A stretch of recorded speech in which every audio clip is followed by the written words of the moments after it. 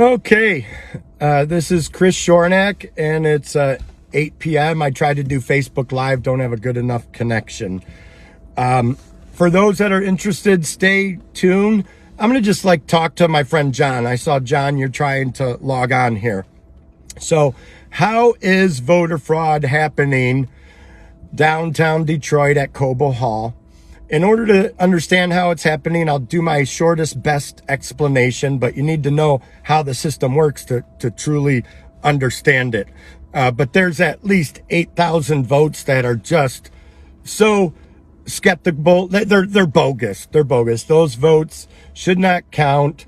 That's ballot harvesting. They just make them up and they shove them in. And I got two things to compare it to. First, I have to tell you, this is my opinion. I'm not an attorney, blah, blah, blah. You never know. Because let me tell you, there's people in that building that are hunting for me. They tried to get me arrested. I got dragged out by 3 cops. And when they cleared it up, they found out that it wasn't me, it was them. And they let me back in. And those people were furious. Okay. But here's what's happening. First of all, to put it into perspective, here in downtown Detroit, they're only counting the absentee ballots. Another name for absentee is mail-in ballot. So everybody in the city of Detroit who votes by ballot, which is called absentee ballot, they mail in their ballot. Of course, it could be done on the last day, right? And there's about 140,000 absentee ballots, mail-in ballots that were mailed in. They all come to one location and they're verified. Step one is they verify that ballot is legitimate. And after that, the system is great. It counts it, and rarely is there a problem. It all hinges on, is that a legitimate ballot? And down here, I witnessed with my own eyes, I haven't even eaten, it's been 12 hours. I witnessed how it's not. And here's how. Now, yesterday, I was part of the team that counted all the absentee ballots for the city of Royal Oak. Guess how many absentee ballots, mail-in ballots for the city of Royal Oak? I could tell you exactly. It was 25,755. And I got a printout of all of it. How many ballots were bad out of that 25,755 in Royal Oak? This many. Exactly 10. One of them, I could tell you the reason it was bad. They mailed in their absentee ballot and there was no ballot in it. So do you think that ballot should be counted? No, it shouldn't. Why? Because there wasn't even a ballot. It was a bad ballot. And there was only 10 out of 25,755. Just to put things into perspective. How many are bad here in Detroit? Out of the 140,000? At least 8,000. At least 8,000 ballots could not be verified. They couldn't be verified. Here you got a name and you can't verify it. It's not on the electronic log. It's not on the paper log. But they just run it through and they count it. And it's not verified. In Royal Oak yesterday, it was 10. Here in Detroit, we're looking at 8,000.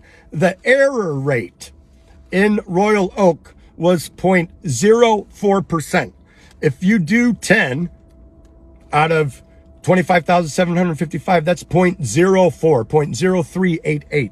Here in Detroit, we're looking at 8%. Do you think 8% could have an effect on an election? Yeah. And so what specifically is happening? So I voted mail-in, probably like a lot of you. Apparently 70% of the country voted by mail-in. And when you mail it in, it's mailed to me, Chris Schornak, and I'm in a precinct number, and I'll get ballot, say, 758. So there's an electronic record. It's in the voter book that when Chris Schornak's ballot comes in, it should be 758. And all the election workers the paid election workers are getting paid $600 each down here. In Royal Oak, they're paid $250. All the election person does here at the table is they go, look, here's Chris Schornak's ballot. Let's check it on the computer and make sure it's the right number. 768, good. Count that ballot. And then the process goes really, really smooth. But what happens when that ballot comes in here in Detroit and they got Chris Schornak and it says ballot 758 and the computer says, no, he should have ballot 340. Or there's no Chris Schornak in the computer. Well, that's okay, because maybe Chris Schornak just registered to vote on Monday or Tuesday, which you could do in Michigan. As crazy as that sounds. So they have a paper log, and they look in that paper log, and they go, where's Chris Schornak's name? His name's not in the paper log, and it's not in the electronic log. That vote has to be rejected. I'm looking you in the eyes. I'm telling you, I watched it with my own eyes down here. That didn't happen. They would still count that vote. That's called ballot harvesting. That's called an invalid vote. And that, I hope I explained that well, is the voter fraud that's happening here in Detroit. It's crazy. It's insane. So each counting board, there's 140 counting boards in there. Really, I think there's 138. So don't say, oh, Chris, you're wrong. There's only 138 and there's 140. Trying to make the numbers easy and comprehensible to understand, like, how is it happening? By the way, when I say 8%, that's just like on the low end. That's what I observed, because whenever we would, us poll challengers, we would try to challenge that vote. I've never been treated so bad. They just make up lies. What? Two ladies said, he threatened me. He threatened to shoot me. He threatened to shoot me. And here's what I said. I'm standing there saying, hey, that ballot doesn't match, and I would like to challenge that ballot. And it's real easy to challenge. All they do is they put a electronic note. They go click on the computer and they go, this ballot is being challenged as not valid. That's it. This ballot is being challenged as invalid. And then I write it up and I turn in my form, and they've got it in their computer system. They refused to do that. They refused to do that. I'm like, I'm sorry, you can't refuse to do that. And we're not picking on the poll workers. They're just doing their job. They're just doing their job. And listen, there's going to be a very small percent come in that need to be rectified and finished, but ultimately some of them aren't good enough and can't make it. So these lady goes, well, I say you can't challenge. I said you can. And so I said, listen, I have a Second Amendment right to speak just like you do.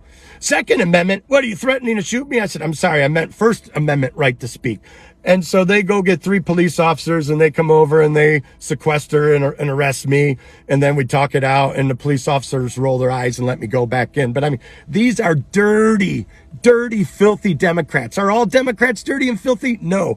The ones in there, filthy, dirty. And you could talk to 100 other poll workers like me. I'm not even registered as a Republican. I went in with the nonpartisan Thomas More Law Society, and they're giving me hell. They're like, how dare you challenge anything? And half of those people in there don't even know how the election process works. It's a good process, folks.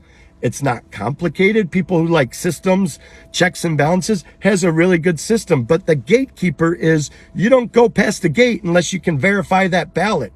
And I'm telling you, there's at least 8,000 ballots that are not verifiable, and they're just shoving them through.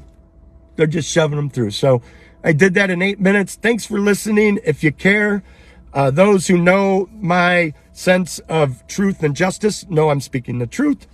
And go ahead, put some comments in there, whatever. But I'm exhausted. I'm so exhausted. I didn't even want to make this video. I'm so tired. But I'm like, I need to share the truth with the people of America. Whoever cares can see it and hear it from me firsthand. I need to pee. I'm exhausted. I gotta go.